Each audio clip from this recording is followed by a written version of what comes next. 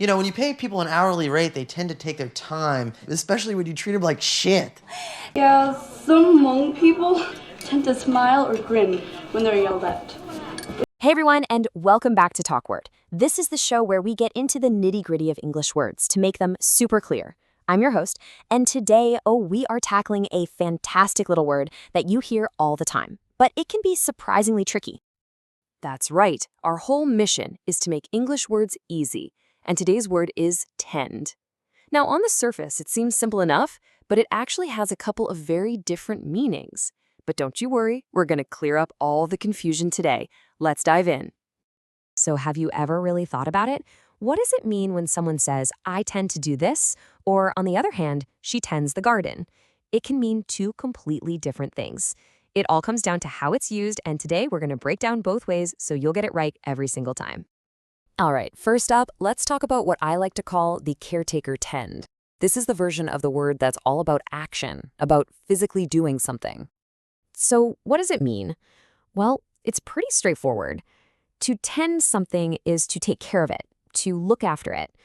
Just think about giving your time and your attention to keep something, well, happy and healthy. Let's look at a few examples to make it stick. A gardener tends his flowers. He waters them, he weeds, he's caring for them. A shepherd tends his flock of sheep, right? And hey, even a bartender is tending the bar. They're keeping it clean, stocked, and ready for customers. In every case, someone is actively looking after something. So here's the key pattern to look for, and it's super simple.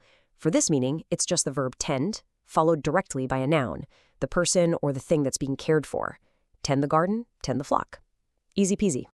Okay, meaning number one, check.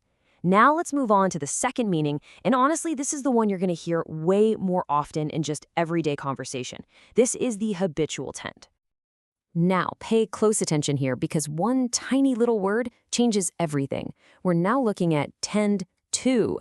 This isn't about taking care of things anymore, not at all. This is all about what you're likely to do, what's typical for you. It's about habits and natural inclinations. For example, I tend to drink coffee in the morning. Am I taking care of the coffee? No, of course not. It just means it's my habit. It's what I usually do. Or, she tends to be quiet in large groups. That just describes her personality, what she's likely to be like. And even plants do it. They have a natural inclination, so they tend to grow toward the light. And this right here is the most important thing to remember for the second meaning. The pattern is tend, plus the word to, and then it's followed by an action, a verb. That little to is the magic word that completely flips the meaning from caring for something to being likely to do something. It's a total game changer. All right, now that we've looked at both meanings, let's put them side by side. You know, sometimes seeing things together is what really makes it all click into place. You'll see that context is absolutely everything. Okay, look at this. It's perfect. He tends the garden. That means he's out there with the watering can, pulling weeds. He's actively caring for it. But he tends to work in the garden. Whoa, totally different, right?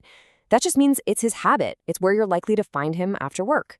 See how that one little word to, followed by a verb, just completely changes the entire idea? It's pretty cool.